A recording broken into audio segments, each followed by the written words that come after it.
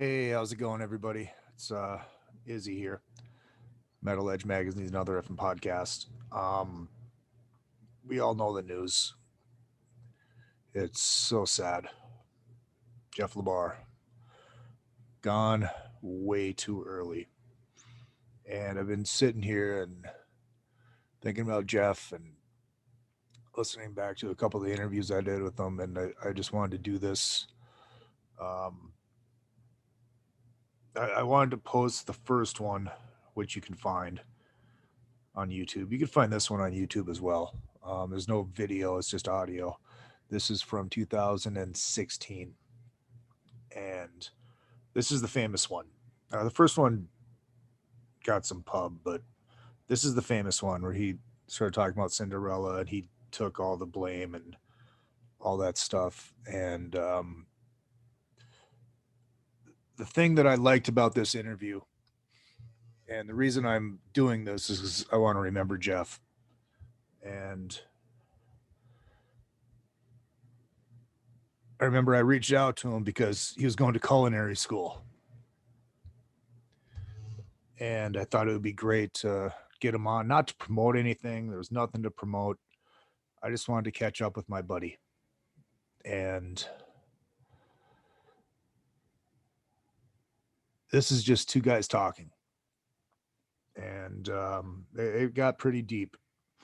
I became friends with Jeff on the second Monsters cruise that we did because he was playing with Cinderella and he was playing with Cheap Thrill.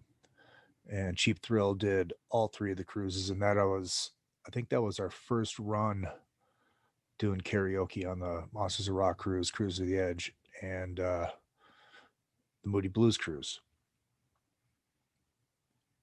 And Cheap Thrill was on all three of them. So we hung. And I really got to know Jeff, and we became really fast friends. And when I got the news this afternoon, it floored me. I can't believe that Jeff LaBar is gone. Obviously, for the cruise families, and my condolences to his family and Tom and everybody in Cinderella. Um, it's just it's just horrible. But at this point, we don't know what it is, what happened. And I don't really care. I just know that my bud's gone, and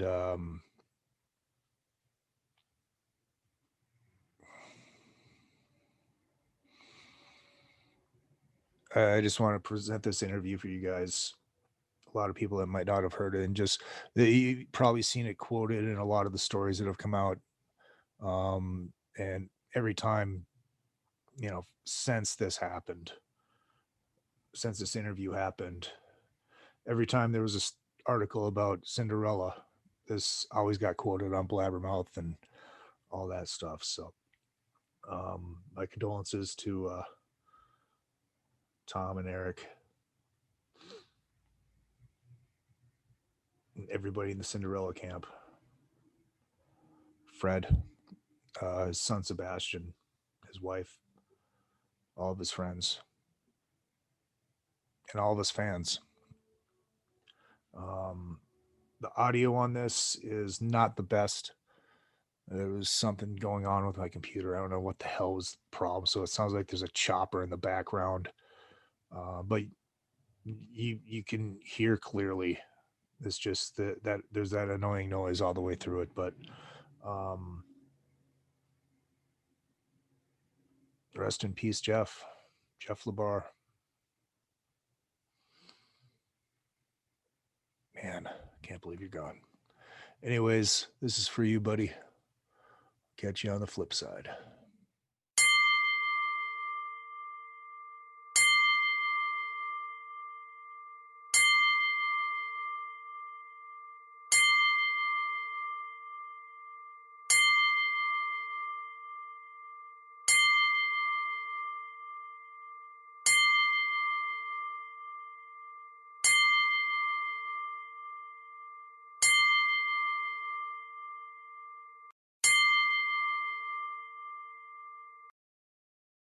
Hi, this is Bobby Brown, and welcome to another fucking podcast. You kids with your loud music and your Dan Fogelberg, your Zima, hula hoops, and Pac-Man video games, don't you see? People today have attention spans that can only be measured in nanoseconds. See, son, old legends never die. They just lose weight. Like a legend and an out-of-work bum with a lot of life.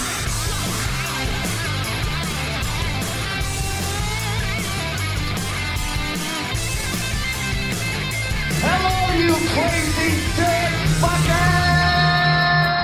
Party time! Hello, Hollywood. Hello, world. Hello, my loyal minions. It is good to see you, and as always, good to be seen. My name is Izzy Presley, and welcome to another fucking podcast. It is good to be back. Had a fun couple weeks. Had a fun day just the other day out at Hair Nation Fest. We're going to talk about that a little bit. And, of course, Jeff LaBar will be joining. Of course, we all know him and love him from Cinderella. And we're going to catch up with Jeff, see what he's been up to over the past couple years. He's got some stuff going on, and I'm not going to lie. I fucking miss him. I miss talking to Jeff LaBar. He hasn't been on the show in a couple years, so I'm really kind of looking forward to this. And, of course, he's on the heels of his solo record that came out then, and just so much stuff going on with him. We got to get Jeff LaBar on here because, you know, he's one of my bros, and I miss him. So it's going to be good to talk to Jeff. The chat will be available. It's available right now. So if you're listening live on Spreaker, hit up that chat room on your computer type thing there, or what us guys call the porn box. Jump in and say hi. You can ask questions and do all that kind of good stuff too. And just tell us how you're feeling. Make sure you hit up the show on Facebook, facebook.com/another effing podcast. And of course, my personal page, it's Izzy Presley 1. Catch up with everything that I am doing entertainment wise. Like, for instance, every week I am lucky enough to host Soundcheck Live right here in Hollywood, a killer all-star jam put on by the almighty Ferlazzo every Wednesday night at Lucky Strike Live in Hollywood and Highland. I am lucky enough to host that each and every week. The amazing talent that we get every week is just unbelievable, and I get to be on stage with all these guys. And I'm not playing. I'm just talking and making fun of people and, doing what I do and introing people. But it's awesome. It's a blast. It's an honor to be a part of that each and every week. So if you are in Hollywood at any time in LA on a Wednesday, please stop down to Lucky Strike. No cover. Just come down and enjoy the show. Usually do like a guest curated set. A couple weeks ago, we had Gilby Clark do that. We've had Jackson Brown do that. We've had Tracy Gunn. Brent Muscat. We've had a lot of cool people come down and do that. So it is a very, very, very good time. Hit me up on the Twitter machine, Izzy_Presley. I'm on my quest for 1 million followers. Moving in on 2,000. So, that's getting really close. Yeah. Thank you, Pat Fontaine, for that glorious, glorious laugh. What else do we got, folks? If you're listening on the playback on iTunes, make sure you hit that subscribe button. If you're listening on Spreaker, hit that follow button. So every time I go live with either this show or the new show that I do with Great Babu every Tuesday night, which is called Mindless Sports Babble, you notice, the Babu isn't really on this show each and every week like he was last year, last football season. And this is our way just to kind of do it on a different platform, because I know there's some people that didn't really enjoy the sports part. They just want to hear the music stuff and hear the interviews and that kind of stuff. So I figured, fuck it, why not? I have the medium. Why not do another show with just the Great Babu, and we can get all of our sports shit out of the way there. And I know there's a lot of you people that do enjoy it. But, so now you have the best of both worlds. You can get the kick-ass music shit that I talk about each and every week. It's not always music on the show, as you always know. I've had porn stars on this show. I've had whatever. Just because I like hearing people's stories. But, we got the sports show, which is called Mindless Sports Battle. That is every Tuesday night here live on Spreaker with myself and the great Boo. If you want to support the show monetarily, you absolutely can. You absolutely can. Izzy.Presley@gmail is your PayPal. This show is not free to put on. I will never charge for this show because, well, one, I don't have enough listeners to charge for it. Wait. Please, Pat Fontaine. Yeah. And so, yeah. So if you want to donate to the show, it would be awesome. I would love it. I really, really would love it. You don't have to, but, it costs money to do this.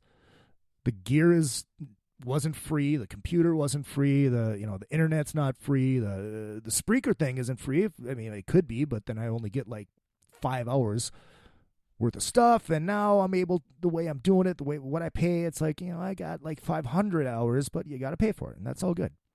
It's all good. So if you want to contribute, you absolutely can. So yesterday was Sunday, I believe. So Saturday, I was lucky enough to go to Hair Nation Fest out at Irvine Meadows, and I had an absolute blast. I got to hang out with the Ginger, and my buddy Tony, my buddy Tony, who has this company. I'm gonna give him a quick little plug. It's called the Rockwood Saloon. He makes rock and roll clothes, T-shirts, all that kind of stuff for a lot of big name people, and he sells it to you directly. Does custom pants, does all that kind of cool shit. Check out the Rockwood Saloon on Facebook. One of my good buddies. Very, very, very cool gear. And Hair Nation Fest was fun. It was a good time. Got to see a lot of old friends. A lot of you people from the Monsters of Rock cruise that may be listening. Speaking of the Monsters of Rock cruise, I'm going to get into this for a second before we get back into Hair Nation. If you are coming to the pre-party, get ready, because it is going, well, the first pre-party at least, because my band, ACK, a tribute to Ace Frehley, is going to be doing, well, Kiss Alive 1, front to back, all-star jam style. We have a lot of great names lined up already. Tracy Guns is going to play. Gilby Clark is going to play. Just so many great people. Of course, my band is Chad Stewart from Faster Pussycat, Johnny Martin, who just played with LA Guns with Tracy at Hair Nation Fest, which was awesome, and Barry Pointer, who recorded with Methods of Mayhem. So we got a lot of great people coming down to jam for that. It's going to be a great, great time. That is Thursday the 29th. So if you weren't able to get tickets, I'm sorry, but it's sold out. It's sold out. So it's going to be a great, great show. And we got some surprise guests up our sleeve too. So we will see what happens. But yeah, Hair Nation Fest was a fucking blast. Pussycat ruled, as they always do. Got to watch Kicks from the side of the stage as well. They were fucking great. And the big reunion, the Phil Lewis, Tracy Guns, LA Guns reunion was fucking awesome. Michael Grant, who's in the current version of LA Guns, was along with Tracy. And if you heard his interview on this show, you would know that we talked about that. It's like, well, I mean, would you want to do it if Tracy was? And he's like, fucking absolutely. And it's just kind of ironic that we talked about that a year ago, and it happened. It fucking happened. And it was awesome. Because, look, I'll be turning 44 next month. And you should all come to Hollywood for that party, by the way. It's going to be cool. I can't spill any beans about it, but it's going to be cool. Wednesday, October 19th. Where was I just going with this? Yeah, I mean, that was my year. I'm going to be 44, and I never got to see LA Guns with Tracy. And it was fucking awesome. I mean, I love LA Guns. I love this version of LA Guns, but seeing it with Tracy was something special. It really was. It was fucking awesome. They just killed it. Johnny Martin played bass. Walter Eno played keys. I can't remember who was on drums, but that was badass. That was really, really fucking cool. And, you got one of those all-day festivals. You got so many bands playing. It's like you can't really see everybody. Because, you're walking around a lot. Fucking, I was hanging out backstage a lot, too. Just because, that's what happens when you go to these things and you have that access, which I'm very, very grateful for. So yeah, we had a good time, had a fucking blast, hit the Rainbow afterwards, and then went home and slept like a fucking rock. 12 hours in the sun, you get a little bit tired. And there's beer on top of it and people making you drink and all that kind of good stuff. Hey, speaking of the other sponsor, Dead Threads. Well, why haven't I heard the Dead Threads commercial? Because I haven't cut a new Dead Threads commercial, because it's not Dead Threads anymore. It's Sass Pants Designs. So find her on Facebook. My friend Melissa, killer job. She takes, this is for you gals mostly. She takes like old rock shirts and turns them into like tube top dresses and tank tops and very, very sexy and sultry stuff for all you gals. Very, very cool stuff. So, yeah, check her out on Facebook. Hit her up. I think I tagged her in the post from yesterday. So, going to take a short little break here, and we will be right back with the one and only Jeff LaBar. If you need to promote your band or business, or just want to stylize, personalize, or customize your ride, check out vid-decals.com. Want to create and customize your own stickers representing your band, or make your own bumper sticker? Vid Decals can do it. All stickers are printed on quality vinyl and can be placed on any flat surface. Stickers are an affordable way to promote your band or business. Go to vid-decals.com to get started. That's vid-decals.com. vid-decals.com.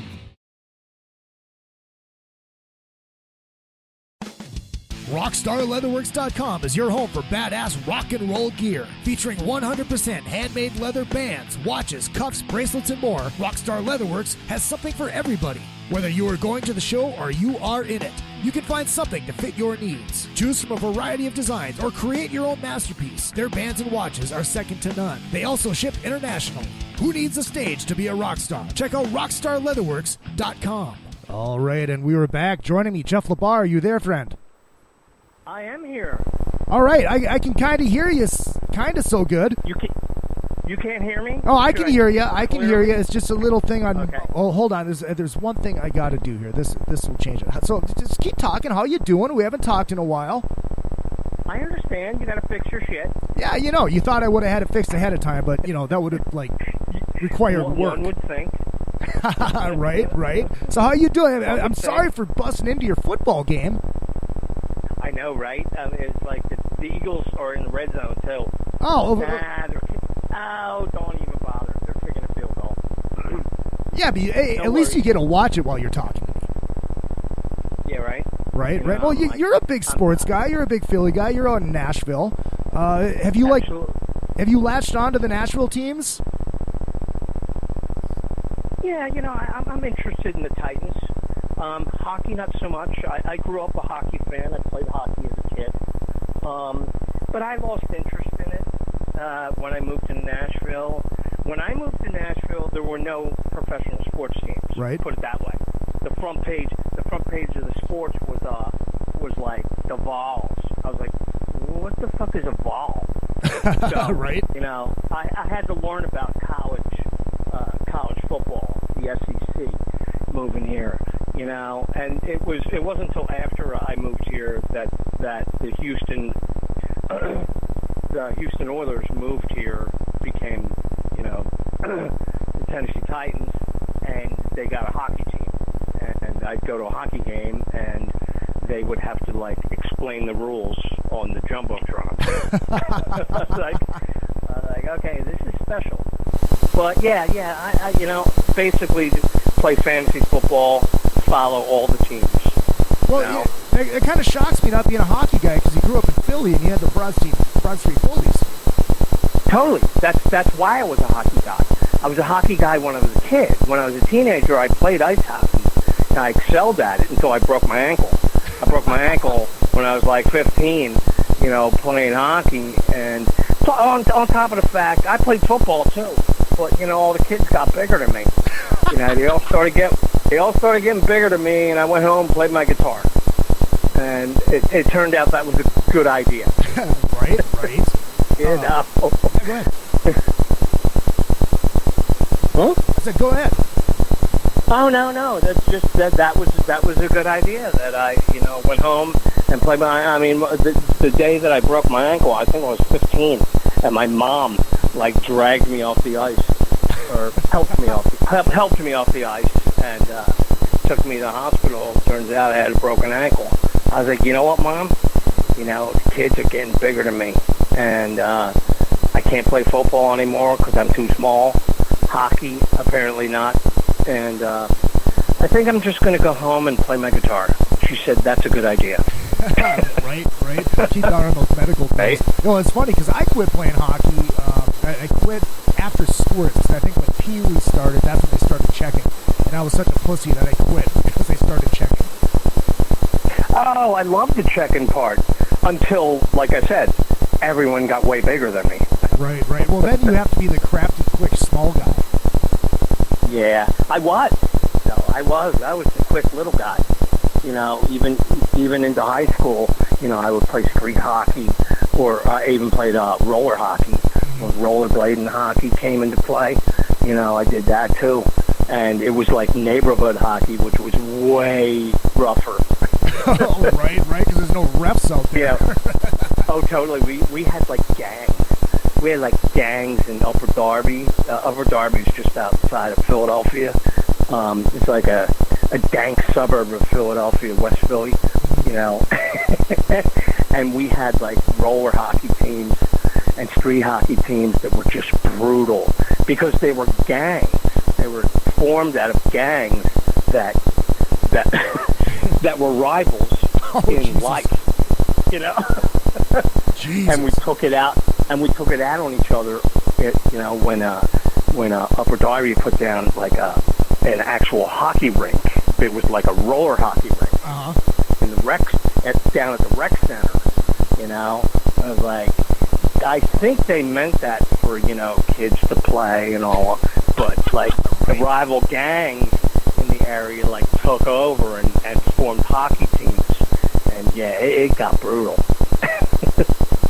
Yeah, I didn't know you rolled with gangs when you were a kid. I'm sorry, what? I didn't know you rolled with gangs when you were a kid.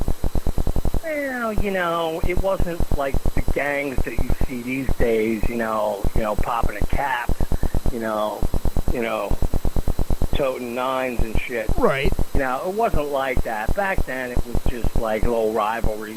It was like different areas of my neighborhood that basically just formed their own little gangs and had to prove they were tough and had to party the most, had to drink the most, had to, you know, fuck the most women, right? You know, and usually the thing that caused conflict was chicks crossing gang lines. Oh boy! You know, you got with someone else's chick from another hood.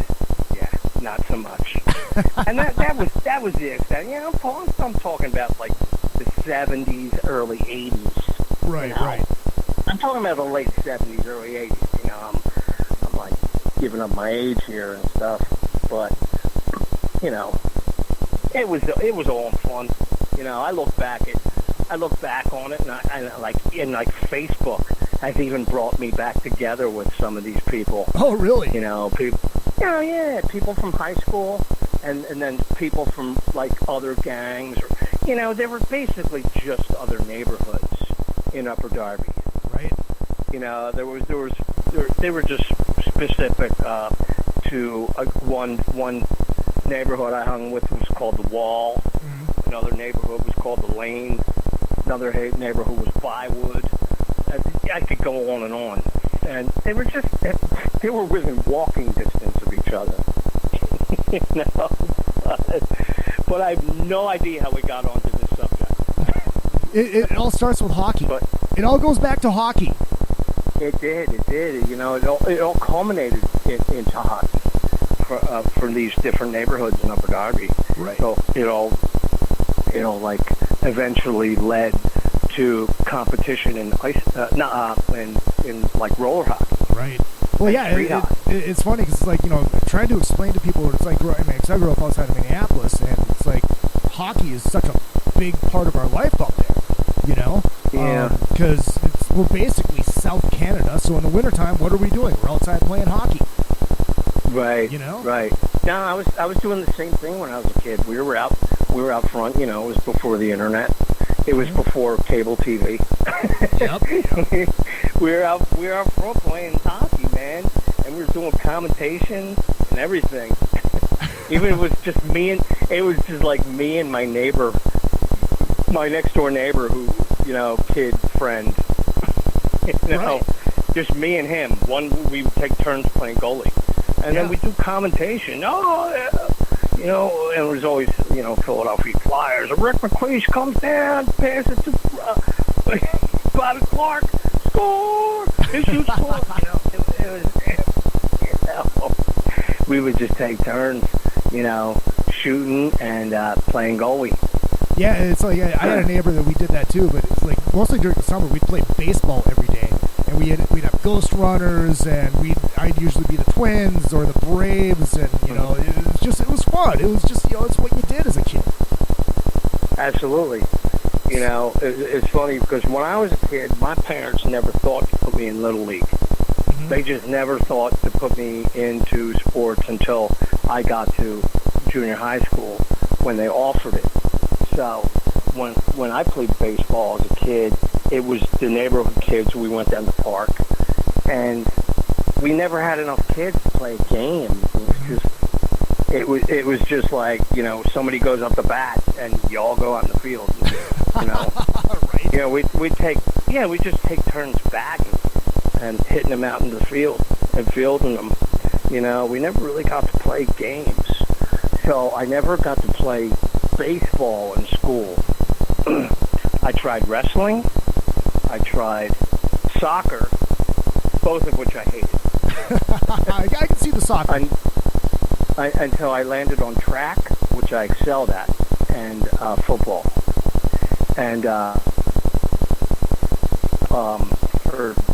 in my school district. So I did that on, you know, outside of school. So you were kind of like the Danny Zuko of Philadelphia, rolling with the street gangs, and all of a sudden you joined the track team. I can always make a Grease reference about something. Danny Zuko, that's awesome. So you went back to school. I'm back in school right now. Yeah. I know. You know, it's funny. It's funny because I didn't finish high school. Really? You know what I did? I partied my way through 10th grade, which was my first year in high school. Back then it was junior high school, not middle school. Mm-hmm. It was junior high school, was 7th, 8th, and 9th. Okay. And I was a rock, and I was a fucking star, you know, in junior high school. And I got to my big-ass Upper Darby High School, and I got lost in the shuffle. All I did was party in 10th grade, and I failed. I had to do 10th grade again. I had to do it over again when all my friends, they went to 11th grade. So when I made it to 12th grade, all my friends were gone. I had a few friends, you know, that stuck around. Right. But all my friends were gone by the time I was a senior. And it was my extra year. And I made it about a half a year. I hated going to school. My mom hated waking me up in the morning. She finally said, "You got to get out." And I did. I got out. I got out of the house. I got out of school. And so I didn't make it. So this was like, I was supposed to be class 81, then 82. Finally took my GED in 83. So, yeah, now I'm back in school at 53 years old. How has that been so far for you? I know we were kind of chatting about it, you know, a couple weeks ago, and you're like, "Oh, fuck, I don't know how to use the computers." And how's it going? Yeah, the computer stuff is the hardest part, which is funny because it's also the hardest part for everybody else. You know, I was like, you know, I'm taking notes with a pen and, you know, and notebooks. Right. You know, and, you know, every class I go to, the teachers are having trouble pulling up what they need to pull up on the screen, and the computer is always jammed up, and I'm like, okay, so it's not just me. Right. But everything has to be submitted online. Mm-hmm. You know, like all my essays, all my projects that aren't oral in front of the class have to be presented online. So what I did was I went to the Art Institute here in Nashville. Now the Art Institute is all over the country. I used to actually teach a course at the Art Institute in Philadelphia, I just guested teaching sound recording, you know. And so when this opportunity came up at the Art Institute here in Nashville to go to culinary school, I was like, oh yeah, I'm down. So I'm this week coming up is the end of my first quarter. I have final exams tomorrow for psychology. Yeah, I need psychology. Believe it or not, I need psychology for culinary. Right. So I got final exams tomorrow for culinary, as well as I just submitted my 2 journal topics, and I don't even need to explain that, but you know, and then I have my first 2 courses were psychology of success and public speaking. Okay, so I have like a public speaking project due this week, and then I'm done. I'm done my first quarter, and it looks like my second quarter is going to be English and 2 other classes that I have no idea what they are. And you have to do all that before you actually get in the kitchen. And fundamentals of something. You have to do all that before you actually get in the kitchen. Apparently. I thought I was going to get in the kitchen in October, but apparently I got 3 more classes that I'm not sure what they are. But yeah, I have to take, because it's an associate's program. You know, I'll come out with a degree. It's a 2-year associate's program, and so I have to take general gen ed classes, general education classes first. Right. Apparently. So, what is your plan? I mean, after you graduate, are you going to be, you know, looking for a place in a restaurant? Are you going to be like doing a food truck thing? I mean, what's your idea? Well, I plan to become a chef. I'm already a cook. Right. You know, I'm already a cook. I cook at home, and I've had a couple jobs as a cook, but I want to do more than that.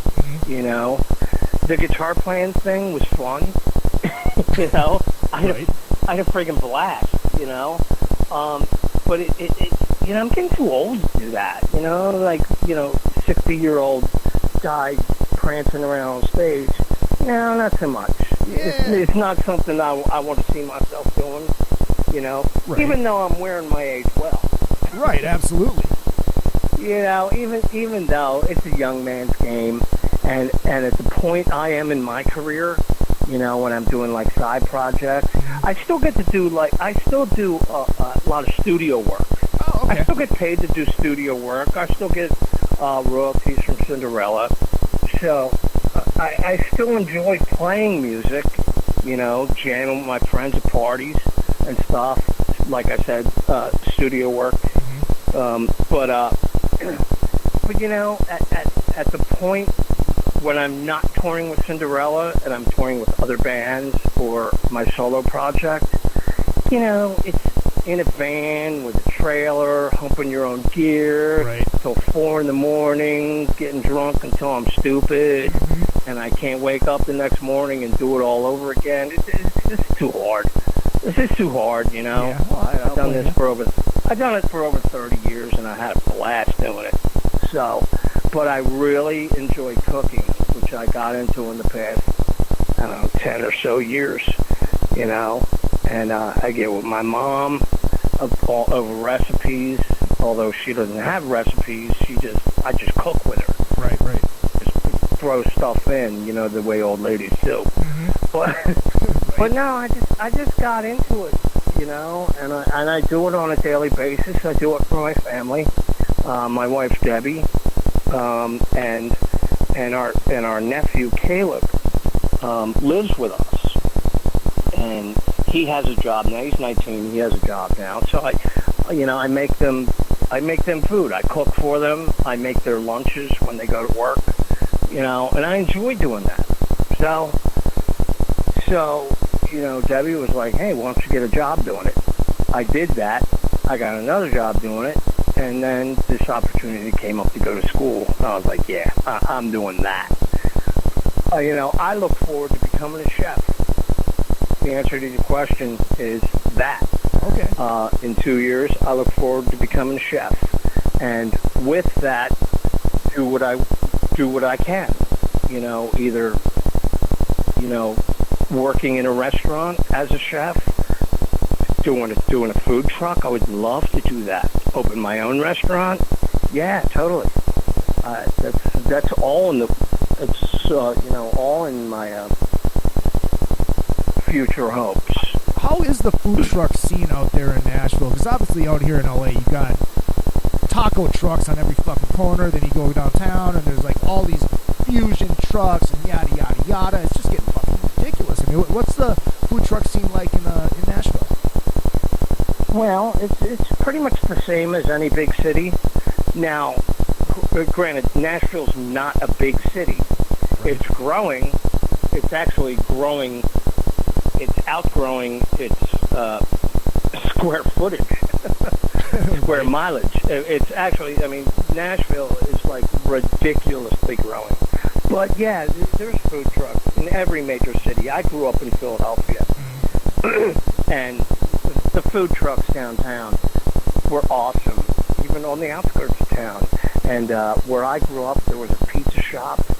There was a pizza, hoagie, cheesesteak shop on every street corner. So, food truck is definitely an option, an option that I'm looking at because, I watch a lot of the cooking shows. I watch, the Food Network, Cooking Channel, whatever, and they do features on food trucks, and some food trucks have some excellent food. Yes. And specialty food, I was like, I'd like to specialize in my mother's cooking. There you go. Let's call it Junko's. my mom's Japanese. Oh, her name is Junko. That's right. And that's where I got my love for cooking, and because of the things she made with me growing up. When I was growing up, I had a Japanese mom who barely spoke English, and everything she made was awesome. So as I got older, and I'd go to when I started to eat over at my friend's house, I'd be like, ew. What's this? It's like I was potato salad. It was like, it doesn't taste like my mom's potato salad. I was like, ew. I later found out it's because they put relish in it. Right. Simple things like that, and like a sleepover. Like, they'd serve me breakfast in the morning. I'd be like, pass the soy sauce. They're like, what? Wait, we don't have soy sauce. I was like, you don't put soy sauce on your eggs? It was shit like that, Right. So, yeah, that was little things. And as I got older, I was like, oh, I get it. My mom, being from another country, she did the best she could, and she interpreted American food, in her Asian way. Right. So I was like, oh yeah. So ever since then, I've been making food that way, and like I said, making and preparing food that way, and kind of expecting food to taste a certain way. Right. Or enjoying food that way. Right. And I've since as an adult, served food to my friends, co-workers, family, and cooked with my mom, and everybody seems to dig it. So, I learned how to cook. My mom taught me how to roll sushi.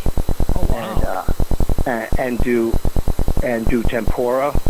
I do tempura. I do like panko chicken, panko shrimp, stuff like that. So those are just some of the Asian things that I know how to do. But I also know how to bring some Asian flavors to American food, like my mom, and so on and so forth. Yeah, I mean, yes. I mean, there you got a little, you got a little fusion gimmick going on there, which would be perfect for the, one of those food truck things. And then you don't have to worry about having a yeah, you wouldn't have to worry about having, a brick and mortar place and all the overhead on it. You just got a fucking truck. You go out there and you do it, and then if sometime the phone rings and you have to go on tour, there you go. Yeah. Plus, I enjoy doing it. Yeah. I enjoy it almost as much as I had. Almost as much as I did. I can't. Totally say. Right. It's as much fun as being a rock star. Right. But but I enjoy it very much on a daily basis. It's it doesn't take a lot out of me. I've had such a great time playing guitar for a living in Cinderella, and it was a blast. And I feel blessed to have been able to do it for a living. Which I never thought. I never thought I'd be able to do. But. Have you been recognized at school? Does anybody there know who you are? Oh my God, they're all like 18 and 19 years old. Well, right, but you got your teachers, and I mean, you think somebody will go, "Oh fuck, I know who that is." Yeah, it's come up.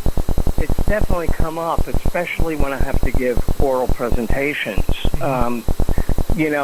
In the classes that I have so far, one of the psychology, and we have to write like essays and about our lives.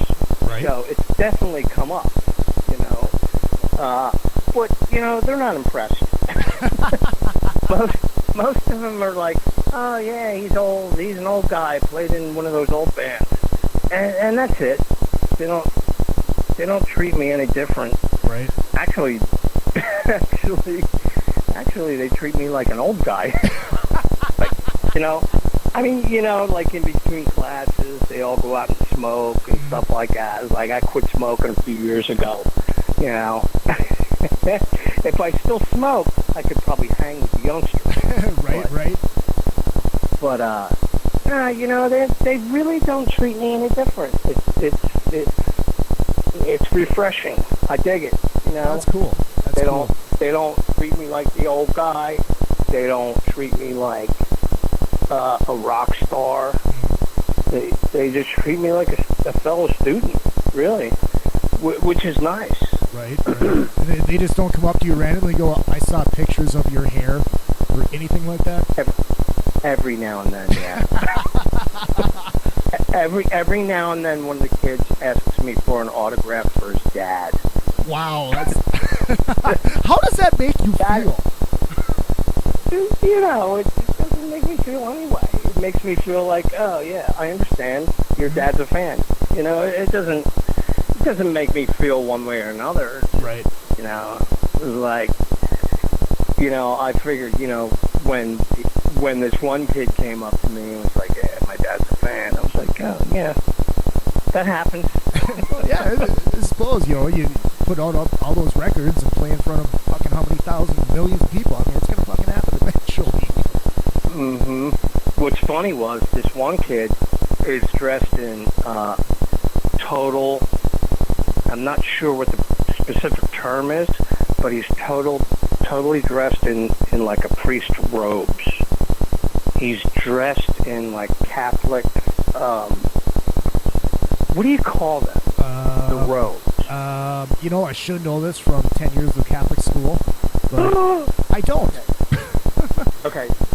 But he's totally dressed up, and every day at school he's dressed up in these robes, and there's another guy in my class who's like probably 40, so I'm not the only old guy.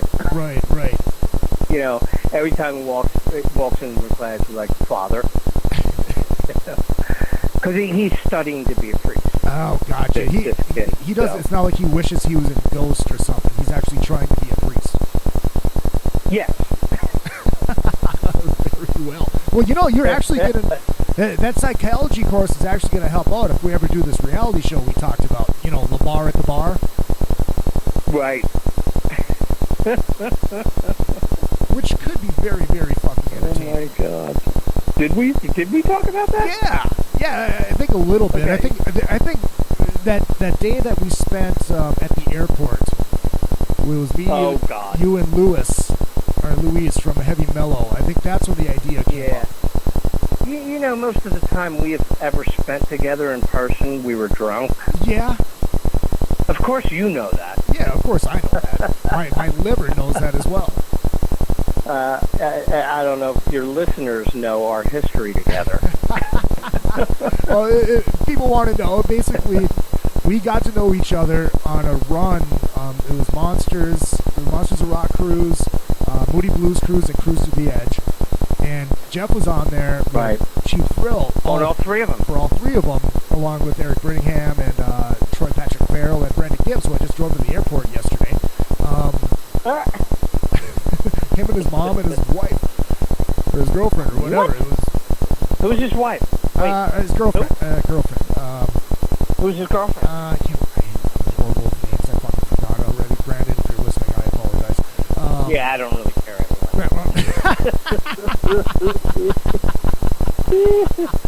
So we spent a lot of time together. You just took them to the airport from where? From Hollywood. I had just spent all day at the Hair Nation Festival out in Irvine. And I think I got home about 2 o'clock in the morning, and I fell asleep about 4. I had to pick him up at 8. So it was basically drop him off and go right back to bed. But hey, you know, you make a commitment to a friend, you stick to it, you know? Oh, okay. Yeah. So, hey, I don't know. Good for you, man. Yeah, good for you for being a good friend. Well, that's how I roll. That's that Minnesota nice in me. What can I say? Yeah, I wouldn't have fucking done it for him. Well, you want me to pick him up, and it was like at the airport on Friday, and it was in the afternoon, and from where I live, with no traffic, it takes about 20 minutes. With rush hour traffic, it would have been 2 hours. I'm like, yeah, man, I can't help you today. I'm sorry. I'll take you back on Sunday, no problem, but I can't help you today. Oh, Luis Villegas just chopped in from Heavy Mellow. He says hi. Oh, I love him. Oh, I do too. So I have to talk about it. Because obviously people are going to want to know what's going on your end. With Cinderella, obviously Tom's been out, doing his solo thing, and there's been some things popping up here and there, like it's on definite hiatus. There's internal problems. I think Eric had said that he's one of the reasons that there are internal problems. And you don't have to get too candid about it, but what is going on? I mean, has there been talks? Has there been any rumblings about you guys actually doing something again? How many people listen to your show? Right now live, I can tell you how many people I have live. You can tell me right now? Like, you can see that on your screen? I can see it on my screen. I have 57 people listening right now, but... when it's 57? When it's all said and done, after the replays and the downloads and all that stuff, and, Blabbermouth or somebody picks it up and talks about the interview... Shit, I mean, last time we did it, we were at almost 2,000 listens. Well, if I give you something juicy, Blabbermouth and, everybody else will pick it up. Right, absolutely. I'm sorry, my cat is trying to attack me. You were having problems. You were having problems with cats. Okay, you heard about the cat situation, right? Yes. I didn't tell anybody about the cat situation, but you told me about the cat situation. Yeah, I was in the hospital for 3 days. This cat, all our cats are rescues or strays. Mm-hmm. So this last stray that I picked up, she was friggin' mess. Chewed up, beat up, 5 pounds, scrawny, dirty. I fixed her all up. Ouch! Oh, stop it. I fucking cleaned her all up, vet, like $2,000 later. She's all like healthy and fucking patched up and all. But she can't get along with other cats. She hates cats. Which we have other cats. Mm-hmm. So she has to live in our bedroom. And I have a separate cat box in our bathroom and her food and all that stuff. She lives in our bedroom. and she loves me to no end. I have never had an animal like live for me like this cat. Until I sit in bed and watch football and talk to Izzy Presley. Now she wants to chew on me. Like, first she licks my arm, then she started biting. Well, a couple weeks ago, she tries to get out the door.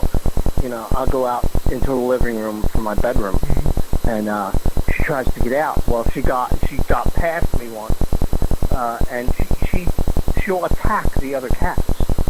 So she got past me, and I grabbed her by the back of the neck, like you're supposed to, except for I grabbed her too low, and she twisted her head around and just locked in, bit my left hand index finger knuckle, like locked in, bit me to the bone. You know, right. Okay. I had homework to do that day, so I went and did my homework and watched my hand just balloon up. So, yeah, you said. And my wife was like, you know, like halfway through the day, my wife was like, maybe you should go to the hospital. I was like, I still got homework to do. She's like, okay. I was like, yeah, I'll go. When I'm done my homework, I have to, you know, do my essays, submit them online on Sunday nights, and, you know, I'll go afterwards. Well, afterwards, she made dinner, and then I totally fell asleep. I totally fell asleep on my recliner. I woke up in the middle of the night, and fucking, you know, eventually, 5 o'clock in the morning, I had a catcher's mitt at the end of my arm, and I drove myself to the hospital. They're like, "Oh, we're gonna have to admit you." I was like, "Are you kidding me?" Like, "Oh yeah, you're jammed up." It was like, "Oh, you're all fucked up." So 3 days in the hospital from this fucking cat. Jesus. You know? Oh. And my wife, Debbie, is like, "Yeah, she's got to go." I think nobody's going to take her. She hates other cats. It's the only way that anyone could have her is if they were single, no kids, right, and no other pets. Right. I was like, I don't know anyone like that. So I was like, and on top of the fact, I still love this fucking pain in the ass. Right. Because that's how it goes. So now she's I'm in the bedroom because my wife and my nephew are out in the living room watching, you know, the new fall season.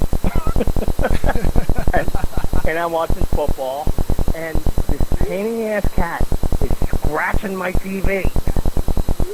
When she's not biting me, she's scratching my TV. You know how it is with cats, though. It's like they pretend like they love you, but they're actually always plotting on how they can kill you. Right, I know. Sometimes I wake up and she's like just sitting on my chest, trying to suck my soul out of me. Much like a woman. Oh. Hey, I said that. You did said not. that. I didn't. I said that. You didn't. Say you that. didn't. So. I didn't say it. All right. So to get back to the case in point, what I was asking, and one, no, I am not searching for headlines here. What were you asking me? Something about Cinderella. Yeah. What is going on? I mean, you don't have to give me anything juicy. I don't care about that. I just want to know from your point of view what's happening. Obviously, like I said, Tom stopped doing his solo thing. I mean, the way it split, it was just like you said on the last time you were on. It was just like basically at the end of the tour, he's like, "I'm going solo," and that was it. And Eric had, he did an interview with Mitch LaFon. He was talking about how there's still some internal stuff that's going on, and he thinks that he's the basis of that. I just kind of want to know what's going on from your end. I mean, if there has been any talk about anything, or if it's just on definite hiatus, or if it's done.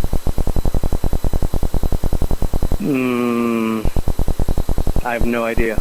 Okay. I have no idea. I don't talk to any of them anymore. Or let's put it this way, they don't talk to me. Okay. I have to approach this diplomatically? Oh, absolutely. I mean, I know in my own mind. I know in my own mind what's up, but I'm not really. Oh, jeez, I'm sorry. My whole fantasy football team just decided to text me, and it's like it's like coming up, and it's my text tone is the Law and Order. Dun, dun. So while I'm trying to answer you, that's what's going on in my ear. And it's all fantasy football shit. Of course it is. So, yes, Tom decided to go solo. Well, first of all, he just decided to put out a solo record. Okay. And he kept it a secret from us. And at the end of our last tour, our manager, or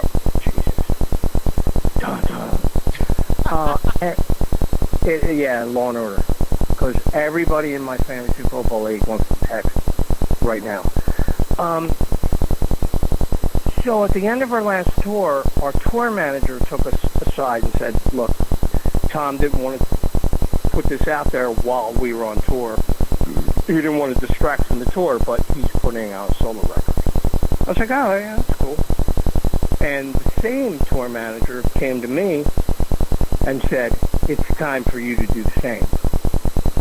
Like, Tom's been working on this solo record for at that time it was over 10 years, right. And it stemmed from Cinderella demos, Cinderella Sony demos, when we got a Sony record deal in the early 2000s, and we demoed like 5 or 6 songs, and then Sony dumped John Kolodner, who had signed us to his label that never happened, basically. Okay. He was trying to bring back like all these 80s bands and revitalize, and it didn't work, basically. Some new guy came into Sony and just cleaned house. So all our demos were scrapped. Record deal was null and void. A lawsuit ensued, and we ended up paying more to fight the lawsuit than we would have made. Right. Way more. We would have made money on a settlement, but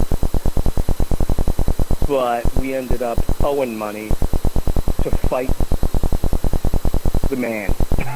Right. Okay, I'm trying to choose my words carefully. No, that's fine.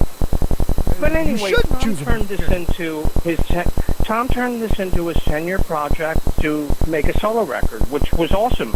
I'm actually on it. Oh, really?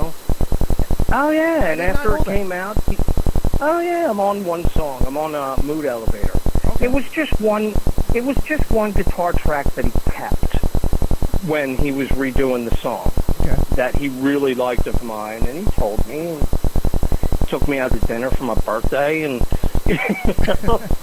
and all was good, So, but I don't know. Over the course of time, he has become, he's become more happy with his solo band. I believe not so much with.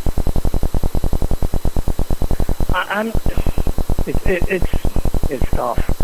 I'm going to say I'm not trying to get you to say anything that's going to get you in hot water with anybody. I wouldn't. Well, I would never do that.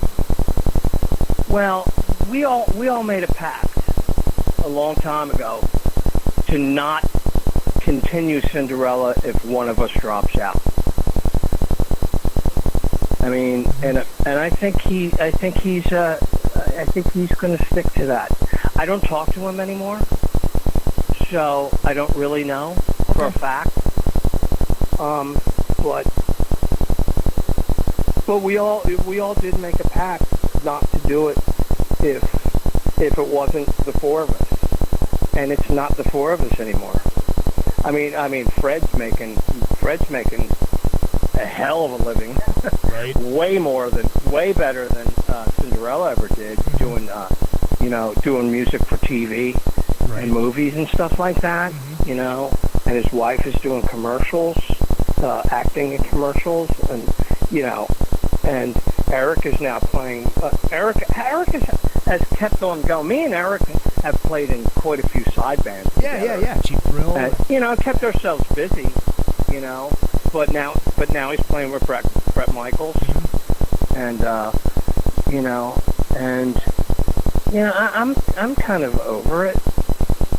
I'm kind of over it, and like I told you, going to school going to culinary school. But I believe it's probably. Oh my God! I'm sorry, my fantasy football team. Still jamming me up on my phone. But I can only speculate, but I believe it's all my fault. I think, I'm going to say, this is just between me and you, Izzy. Me, you, and 57 other people for now. Yeah, right. Until Blabbermouth picks it up or something. Right. That I said, that Jeff LaBar said, oh, it's all his fault. But, it probably is. How so? Well, giving you quite an exclusive, but, it's no secret that I've had a drinking problem. Yep. And it showed its ugly face on one of those boats. Yeah. Which So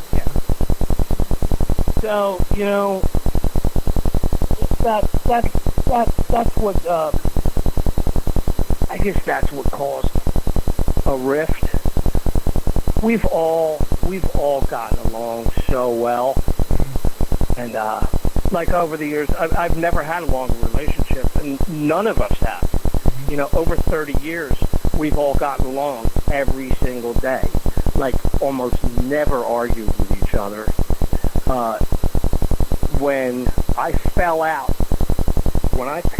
on one of those cruise ships in front of everybody, like basically OD'd, that's when the band, and mostly Tom, took notice and was like, what the fuck?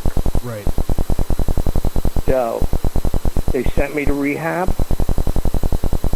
I did the rehab. I did extra rehab, and Tom was basically my champion. Paid for quite a bit of it, and so I did an extra month on Tom's dime, and came out a better man. But I only stayed sober for a year. I got off painkillers that I was addicted to because of my hip surgery. Yep. Yeah, I had a hip replacement, and everybody was anxious to give me painkillers. Right. Which I needed, but I took it too far, being a partying guy. Right. Right. So I got off the painkillers, but a year sober alienated me from everybody around me. Everybody I was hanging with, everybody I was working with, including you, being sober in front of people drinking sucked. Oh, I can imagine. On top of the fact that I suffered from anxiety, part of the reason I drink is so I can walk out of my house and deal with the public. And it's always been that way. But,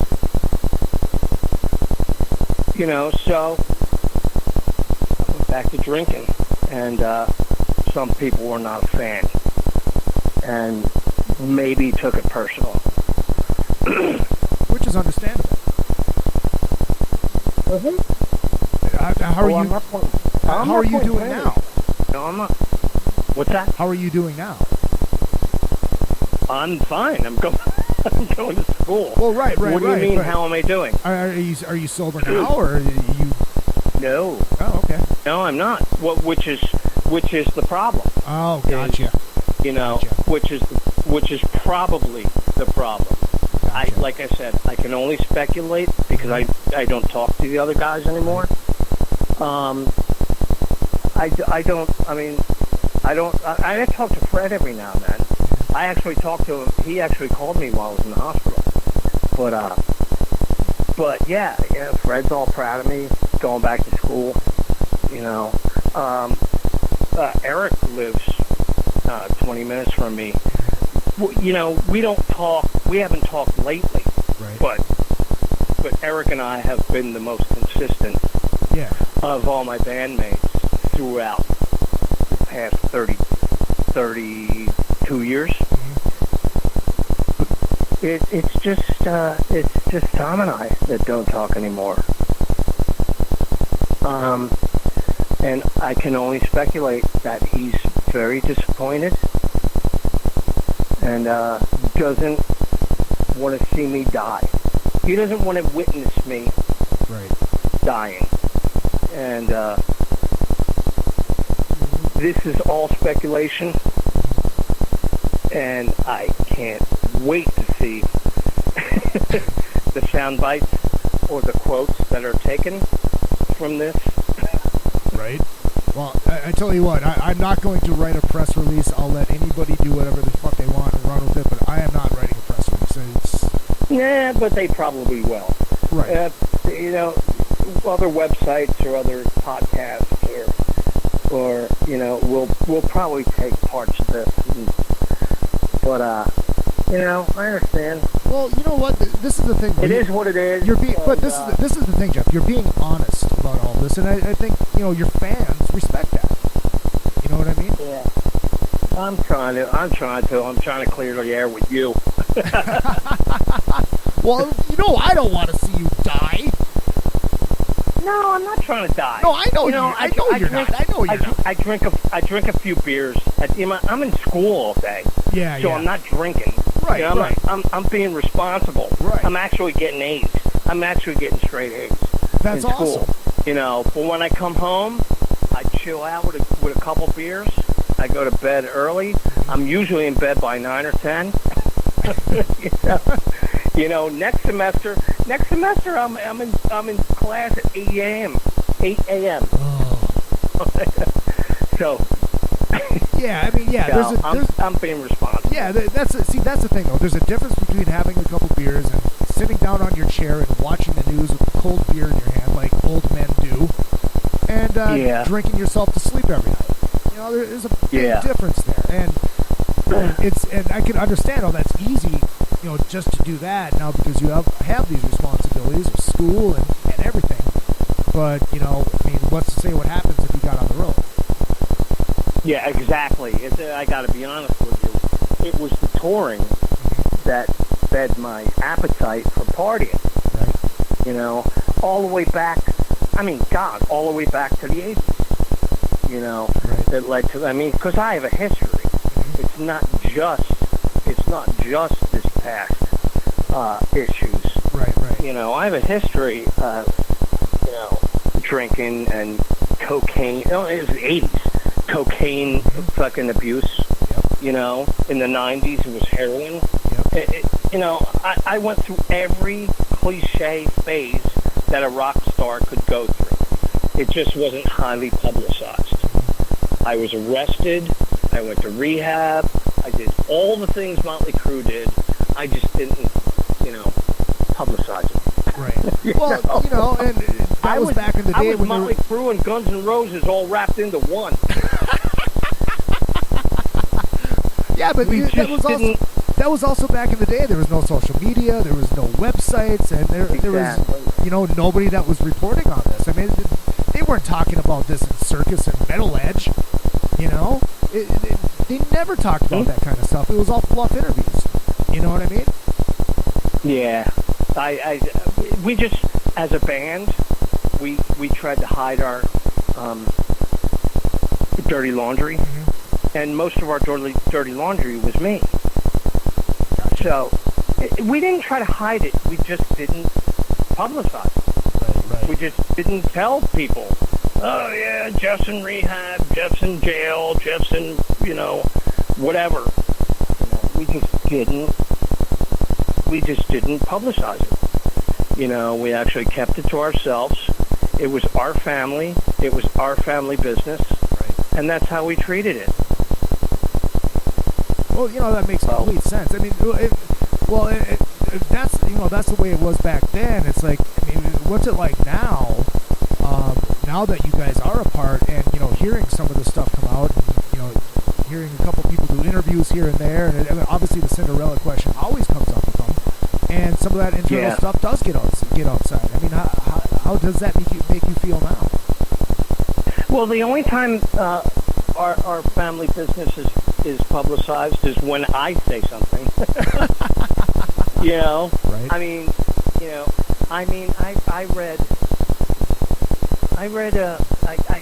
I read recently, in the past few months, an interview with Tom, and he was asked if Cinderella would ever tour again or make a record. That's a joke. But I think he alluded very vaguely to an inter-band conflict that has been going on a long time and has not been resolved. And I knew, I could, he was so vague, but me reading it was like, oh, he's talking about me. Right. Obviously he's talking about me. So I get it. Now I understand why he doesn't return my calls. And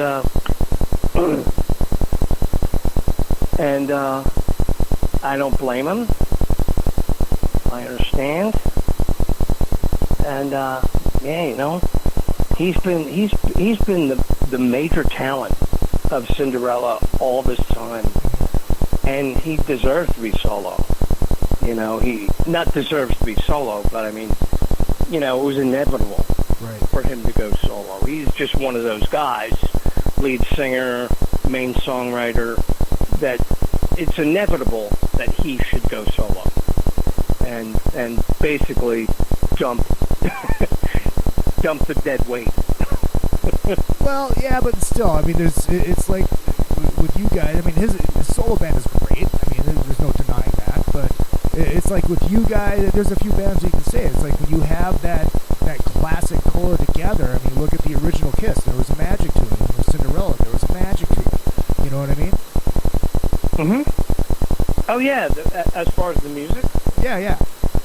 And the live show. Yeah. Oh, absolutely. Yeah, I mean, I'm not trying to take away from that. Oh no. I feel fortunate to have been a part of that, or have contributed to that, because I think I helped. Right. I mean, I don't discount anything I did. I believe I helped in the success of Cinderella. Yeah, I mean, I know what my contribution was. It could have been bigger. I wish I wrote more songs. I mean, I definitely could have done more and partied less. Right. So that basically does step back to the absolutely, man. I take responsibility for my part in this whole situation. And that's a big statement on your end, because some people don't. Oh no, I believe me. I know. I rode his coattails for long enough. I mean, the man is the most talented man I've ever met, and he has been the biggest influence on me in my career and in my life. So, I have no complaints. He should do what he wants. He should tour solo, continue to do that, and all I can do is wish him the utmost success. He deserves more success than what he gained with Cinderella. So I mean, so is that? I mean, 'cause you were talking about this earlier, but does that mean that you're pretty much done with music in general? I have no idea. You're still gonna do like studio shit, but that's it. You're done. Me? Yeah. I'm pretty much done playing music. I mean, I can't. Like I said, I can't do it on a, high school level anymore. Right. I mean, with Cinderella, we have crew. Mm-hmm. We have bus drivers. We have buses and trucks and all. I wake up, I go on stage, I do my thing. On the level that I've been doing it for the past few years, I just don't have it in me anymore. Yeah. I can't travel in a van with trailers and hump my own gear until 4 in the morning, and it's just too hard. Has there been offers? I enjoy cooking more. Right. But has there been offers like, we're talking about Eric, he's out with Bret Michaels right now. Has there been offers on that level? Is it? I'm sorry, I didn't understand the question. Have there been offers to you on that level where, like, a band like Bret Michaels, for instance, hey Jeff, why don't you come play with us? Has anybody contacted you at all about anything like that? Nope. All right, well, there you go. Nope. It's honest answer. What can you say? I wouldn't rule it out. Right.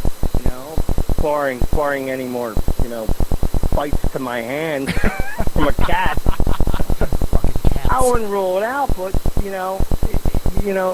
on that level, it's just too hard anymore. Yeah. Oh yeah, that's. And my like I said, my passion is with cooking. Mm-hmm. But no, I think part of the reason that I'm opening up to you about my history and all that, I think my history or my my reputation precedes me. Okay. I think I haven't been offered some things because, quite frankly, the word is out that I'm a fucking drunk. Right. Have you heard that? No. Okay, I think some people have. I know in my Nashville community, I've heard that. So, it is what it is. Right. I'm not trying to make excuses or even correct it. I'm just trying to move on with my life. And that's all you can really do. How much did you learn from, actually how much did, the experience of doing the solo record and whatever success or not success it had, how much did that, kind of weigh into the decision as well? Oh my God, it didn't weigh in at all. Okay. Well, maybe after a couple years, but no. Right. No. I told you when Tom put out his solo record, our tour manager Larry Moran said it's time for you, because I have been threatening to make a solo record for years. Uh-huh. When it came up that Tom was putting out his record, Larry came to me and said, "You know Larry, yeah, right? Yeah. Very good friend. Larry Moran." Yeah. He said, "Now's the time. I will get you a record deal with Rat Pack. Do it." So between him and my wife Debbie, I was like, I was on the spot. Basically, do it. Right. So I took all these songs that I had demoed that were not like Cinderella songs. They were either too heavy or too sappy. Right. Basically, or too Zeppelin-y. I don't know. Gotcha. So I basically spent, I went in the studio probably like a month or two later and started recording that record, and it was probably the coolest experience. I was like, if I'm going to make a solo record, it's going to be a true solo record in the vein of Paul McCartney. Right. When the Beatles broke up, Paul McCartney went in the studio and made a record by himself. He played all the instruments. He produced it. He wrote it. He did everything. I was like, that was my dream. So I went in the studio with all songs that I wrote. I produced it, and the only thing I didn't play was drums because I suck at playing drums. On top of the fact that I like really good drummers. Right. So I got Troy Lucetta from Tesla, and I got Christopher Williams, who is now in Accept. Just an amazing fucking Nashville drummer, you know. And you know, I think I recorded the record that I wanted to record. I produced it, put it out on Rat Pack. I got critical acclaim at first and got on a few random charts, but it didn't really sell. It didn't sell enough to even, you know, make back what I paid for it. Right. You know, I offer it on my website. Rat Pack still sells it. RatPackRecords.com, and I think it's still available on Best Buy.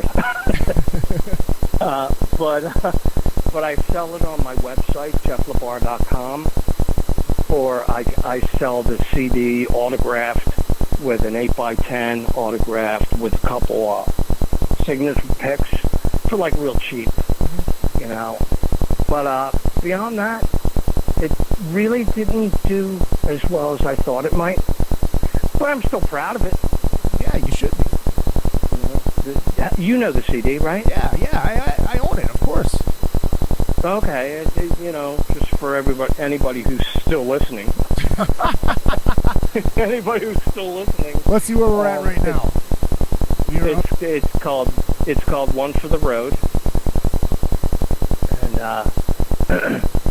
it's available on RatPackRecords.com or JeffLaBar.com. JeffLaBar.com, you get like I said, autographed 8x10 and some signature picks. There you go. Whee! And we There have. I go. I have. I got some comments here from Jeff Jacobus from the Monsters of Rock Cruise family. Says this is an awesome interview, so honest, total respect. You are an amazing musician in person, Jeff. 100% support from me. Oh, cool. I appreciate that. Yeah. He's a good guy. He's a pervert, but he's a good guy. Yeah. Well, dude, I honestly appreciate your honesty. You know, it means a lot to me. I mean, as a friend, but, you know, obviously, you know, as somebody on the show, you know, I mean, that's, obviously I wasn't looking for anything that deep, but, you know, I appreciate it, man. It's, I think everybody else appreciates the honesty, too. Hey, I didn't know I was going to go that deep either. Well, you know what? It just happened. It just happened, and it was cathartic to me, for me. Good. Well, I have to get my ass to Nashville is what I did. You know, we can cook for each other. I haven't been there yet. Oh boy, you come to Nashville, it's game on. Hell yes. I'll make you my Jamaican brown stew chicken mod. It's a glorious thing. Ladies and gentlemen, Jeff LaBar, dude, thank you so much for coming on. Please don't be a stranger. Keep in touch. Oh, no. Good luck with school and all that shit, and we'll talk to you soon, man. Cool, I'll keep you posted on my school. All right, man, I look forward to it. All right, buddy, you take care of yourself. You take care, too, man. Take care. Bye-bye. Bye-bye. All right, there we go. Jeff LaBar. Wow. Deep interview. Deep interview. I did not expect that, man. I did not expect that at all. I just wanted to catch up and see how he was doing and all that kind of stuff. So, that brings another effing podcast to a close. Yeah. I had to get another Pat Fontaine laugh in there, you know, just because. And yes, a Courtney. Party time! So there you go. Cue the outro music. Make sure you hit up the Facebook page, facebook.com/user/Izzy Presley. Follow on iTunes, follow on Spreaker, follow on that good shit. Not sure who's going to be on the show next week, But, of course, you know there will be one. Not going to be one during the Monsters Cruise, but there will be one recorded on the Monsters Cruise. You want to donate to the show, izzy.presley@gmail is your PayPal. We'll see you all. Make sure you hit up the Twitter machine, Izzy_Presley, on my quest for 1 million followers. Go to jefflabar.com, buy a record, get all that shit from him, and go eat it at his food truck when he opens it after school. See you guys tomorrow night. Mindless Sports Babble with me and the great Babu. Yes, it is true. I do, in fact, love you all.